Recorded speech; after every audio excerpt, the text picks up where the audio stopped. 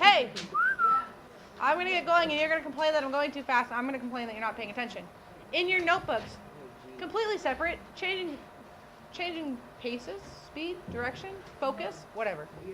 We're going to do 6 things. The first one, some of these you know, some of them you don't. Some of them you think you know, but you really don't.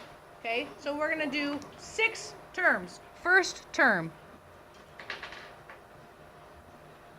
Please make sure you spell it correctly. A quadrilateral.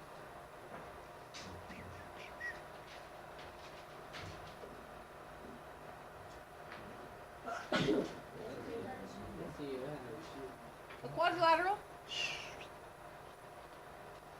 its definition is a 4-sided polygon.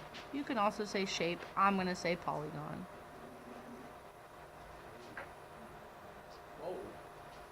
Okay. 4-sided polygon. Second term, trapezoid.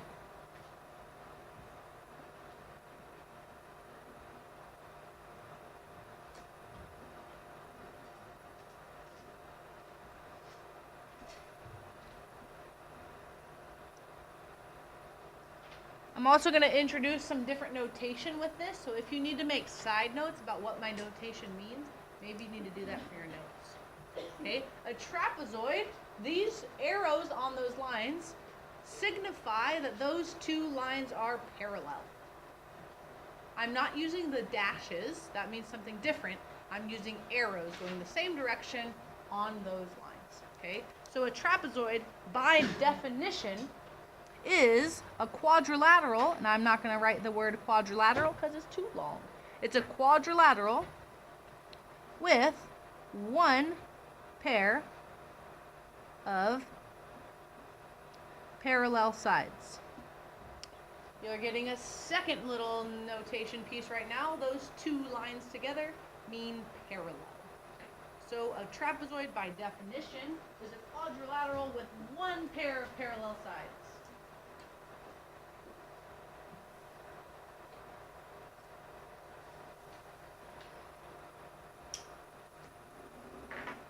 Our next term is parallelogram. Again, a lot of these we've seen, maybe we kind of know the definition. A parallelogram is a super trapezoid.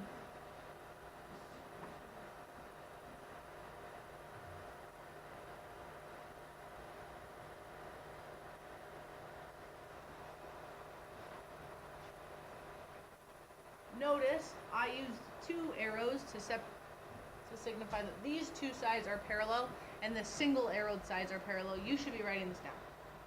Okay? So a parallelogram is a beefed up trapezoid.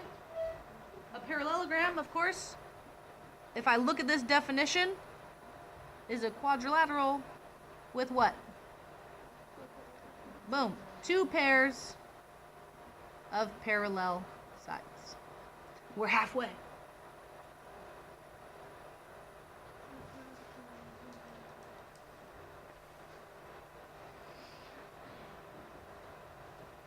Please make sure that you are using the notation that I'm using so that you start getting used to it.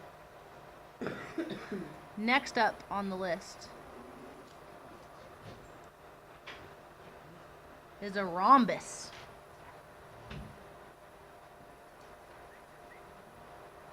A rhombus.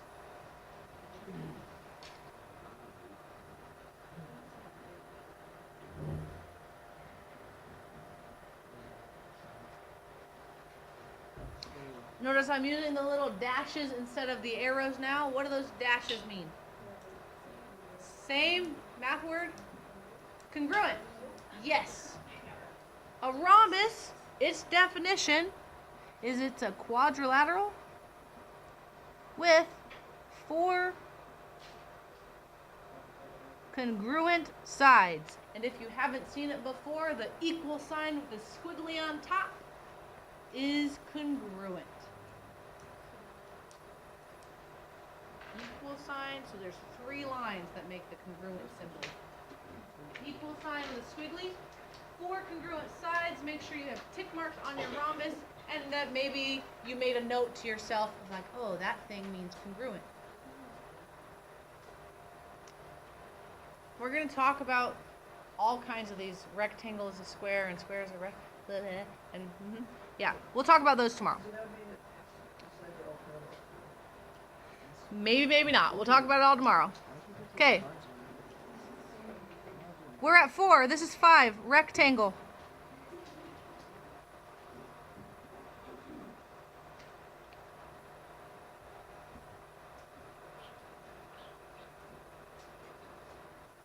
That's it. That's the definition of a rectangle. I don't want to hear about rectangles being squares and squares being rectangles just yet. Okay. Rectangle, by definition, is what? What did I draw? Huh? With 4 equal angles or 4 90-degree angles. So a rectangle is a quadrilateral with 4 90-degree angles. 4 90-degree angles. It doesn't say anything else about the sides. In its minimalist definition, that's what a rectangle is. And then our last one, everyone's favorite quadrilateral, is a square.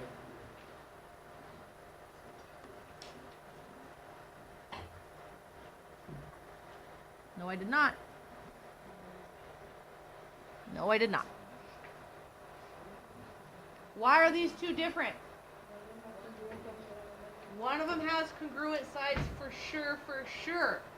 So the definition of a square is like if a rhombus and a rectangle had babies.